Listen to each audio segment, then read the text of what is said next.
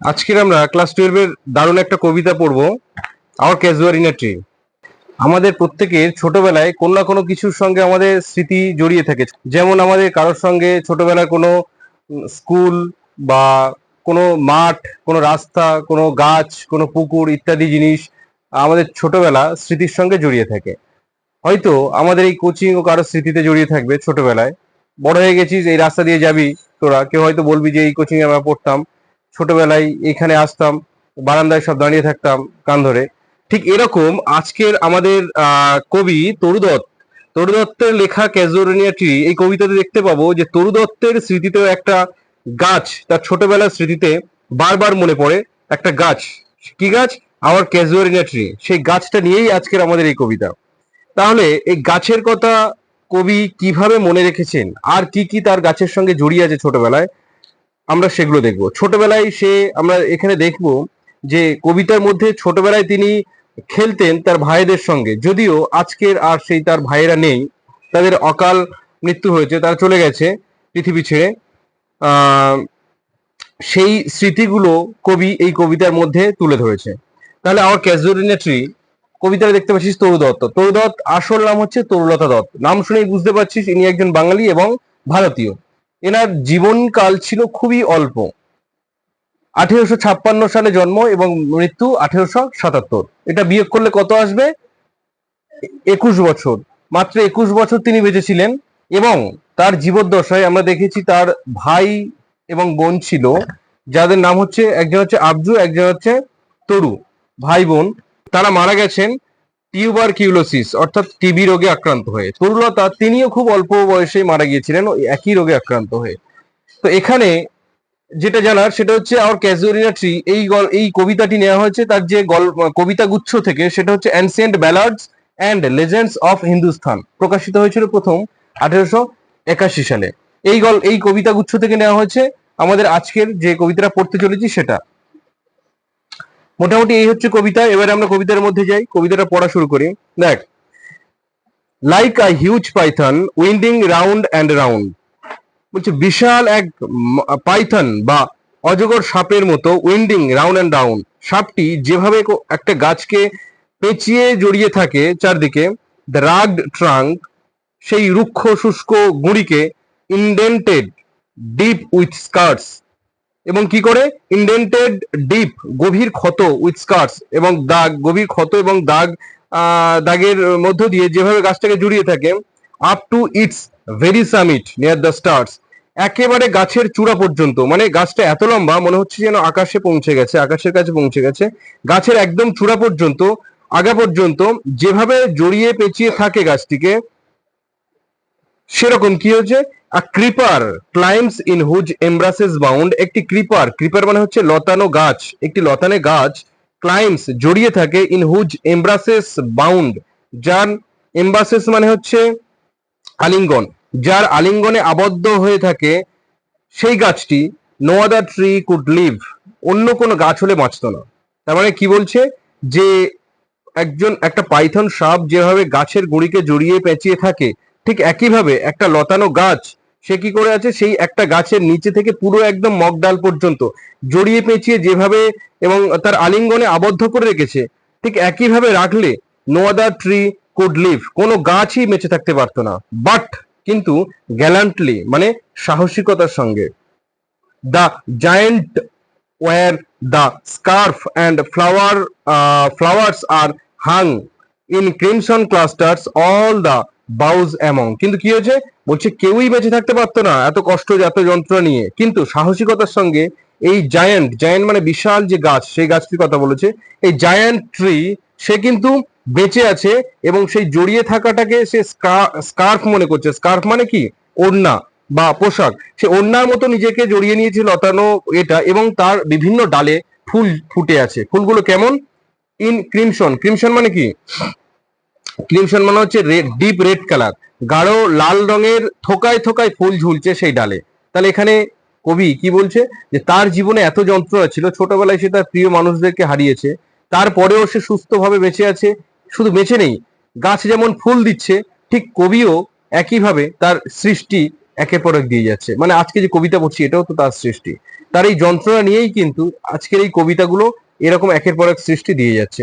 তো সেই জন্য বলছে যে এই তো যন্ত্রণা, এত দুঃখ বা এত কষ্ট নিয়েও সে গাছ যেভাবে ফুল দিয়ে যাচ্ছে, সুন্দর সুন্দর ফুল, কবিও ঠিক তার সৃষ্টি দিয়ে যাচ্ছে। তারপরে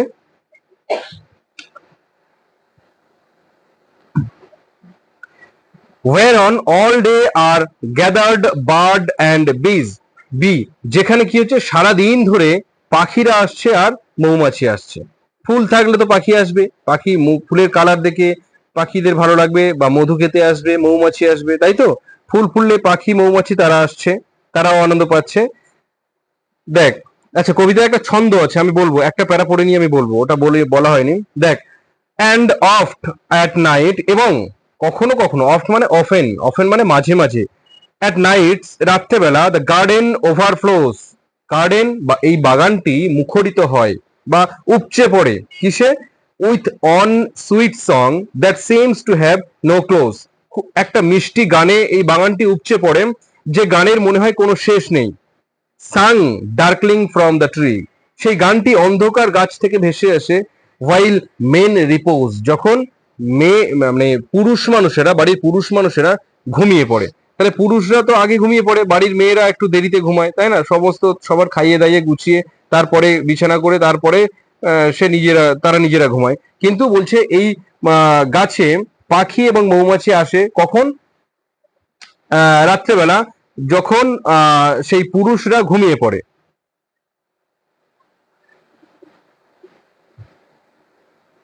আচ্ছা, এখানে হচ্ছে প্রথম প্যারা আমরা শেষ করলাম। দেখ তোরা 11টা লাইন আছে এই গল্পের, যে ছন্দ আছে, একটা ছন্দ আছে, 11টা লাইন আছে। প্রত্যেকটা স্তবকে বা স্ট্যান্ডাতে 11টা করে লাইন আছে। আমরা এখানে 5টা স্তবক বা 5টা স্ট্যান্ডা দেখতে পাবো। মোট হচ্ছে 5 ইন্টু 11, 55, 55টা লাইন আছে। তোরা গল্প গুনে দেখবি, বলবি একটা লাইন বেশি আছে, তাই তো? 56টা আছে।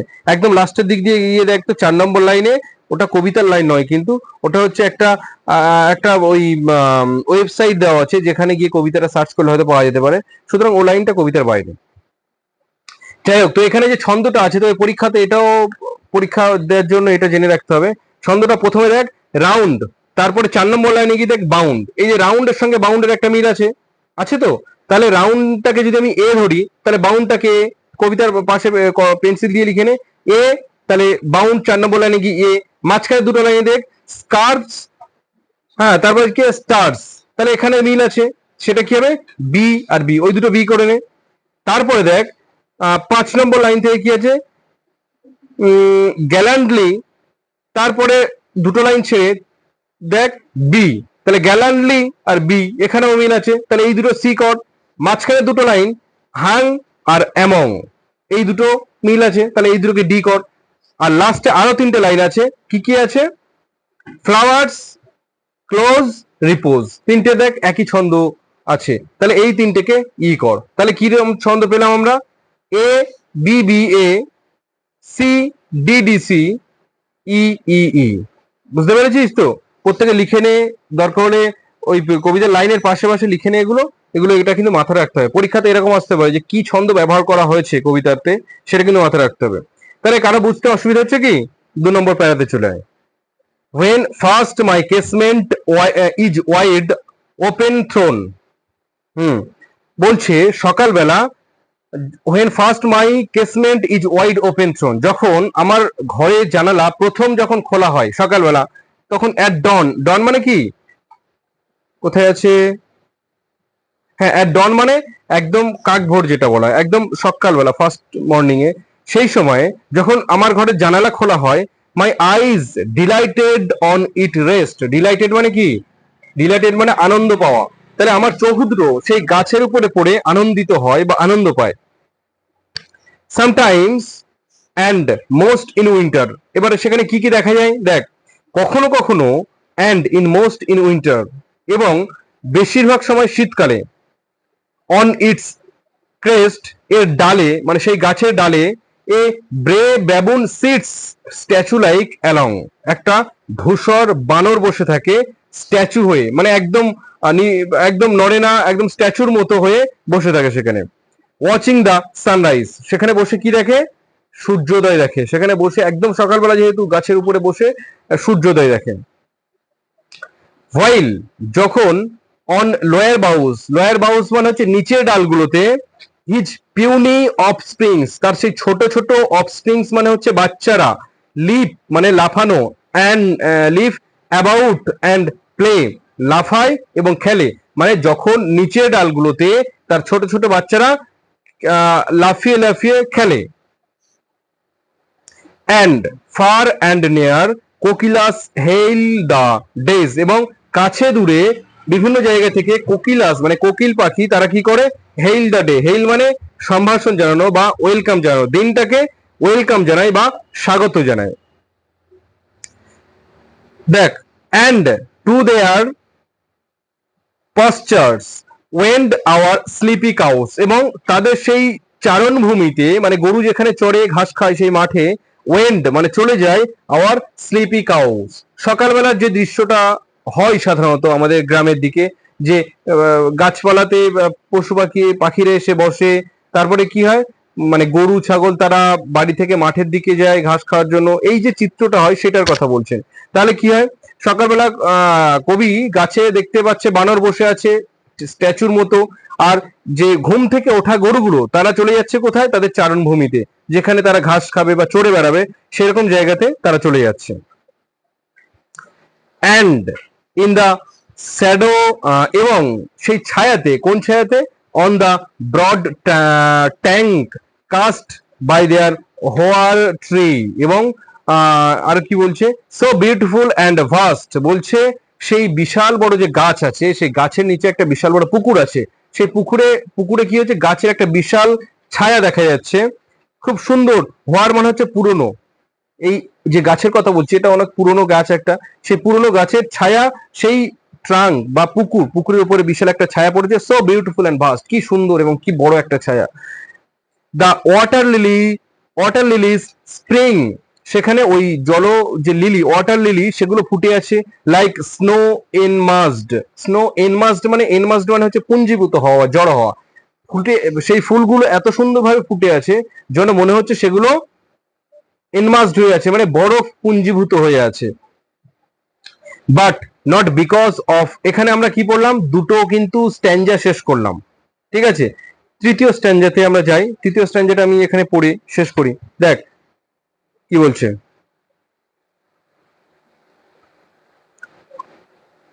তৃতীয় stanza, but not because of its magnificence dear is the casuarina to my soul, বলছে আমরা গাছের এত সুন্দর সুন্দর বৈশিষ্ট্য দেখেছি, কি দেখেছি, প্রথমে দেখলাম যে বিশাল বড় একটা গাছ, যে গাছে সুন্দর সুন্দর লাল রঙের ফুল ফুটে আছে, তাই তো, আর কি আছে, যেখানে মৌমাছি আসে, পাখি আসে, হ্যাঁ, যে গাছে বানর বসে আছে স্ট্যাচুর মতো, এবং গাছের ছায়া পড়েছে তার নিচে একটা বিশাল পুকুরে, সেখানে সুন্দর সুন্দর ফুল ফুটে আছে। বলছে এই সব কিছুর জন্যই গাছটা আমার স্মৃতিতে নেই, আমি গাছটাকে যে মনে রেখেছি, গাছটাকে এত ভালোবাসি, এই সমস্ত কিছু কারণে নয়। তাহলে কেন মনে রেখেছি, দেখ সেটা যায়, এই শোন, কেন মনে রেখেছি সেটা পরের লাইনে আছে। বলছে dear is the casuarina to my soul, হ্যাঁ এই গাছটিকে এত সুন্দর গুরুত্ব মানে বৈশিষ্ট্য আছে শুধুমাত্র সেই কারণে আমার হৃদয়ে গাছটি নেই।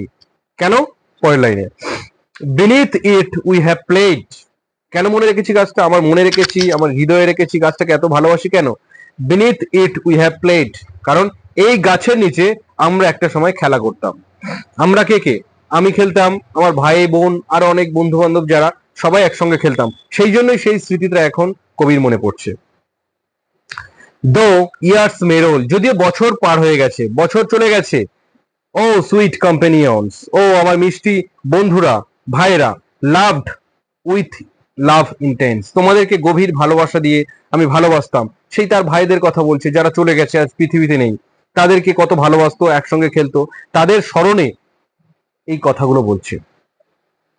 Blend with your images it shall arise in memory till the hot tears blind mine eyes, বলছে কি তোমাদের ছবির সঙ্গে মিশে গিয়ে এইগুলো আমার স্মৃতিতে জেগে ওঠে বারবার।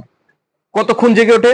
যতক্ষণ না এই স্মৃতির কথা আমি ভাবতে ভাবতে, মনে করতে করতে, তোমরা চলে গেছো তোমাদের কথা ভাবতে ভাবতে, যতক্ষণ না আমার চোখ দিয়ে জল আসছে, এবং চোখ দিয়ে তো হট ওয়াটার মানে গরম জল বেরোচ্ছে, চোখের জল তো গরমই হবে, তাহলে সেই গরম জল যতক্ষণ না আমার চোখ থেকে বের হচ্ছে, মানে যতক্ষণ না আমি কাঁদছি চোখ থেকে গরম জল বার হচ্ছে, এবং সেই জল চোখে বেরোলে কি হয়? অস্পষ্ট হয়ে যায় না, দৃষ্টিশক্তি অস্পষ্ট হয়ে যায়।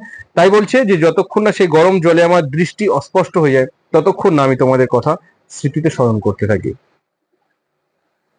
What is that dirge like murmur that I hear? কি সেই শোক মিশ্রিত যে কথা, সেটা আমাকে যেটা আমি শুনতে পাই। Like the sea breaking on a shingle beach, যেমন সমুদ্র তার সেই নুড়ি পাথরে ভরা তার যে সমুদ্র তটে আছড়ে পড়ে, ঠিক তেমনি it is the trees lament, এটা হচ্ছে গাছের ল্যামেন্ট। ল্যামেন্ট মানে হচ্ছে বিলাপ বা দুঃখ করা, বিলাপ করা, সেটা। অ্যান এরি স্পিচ, একটি ভুতুড়ে গল্প বা ভুতুড়ে ঘটনা। That haply to the unknown land may reach, যেটা সম্ভবত, হ্যাপলি মানে সম্ভবত, to the unknown land may reach, সেই এক অজানা দেশে পৌঁছে যেতে পারে। তাহলে তিনটে প্যারা, 3 নম্বর প্যারা এখানে শেষ হলো।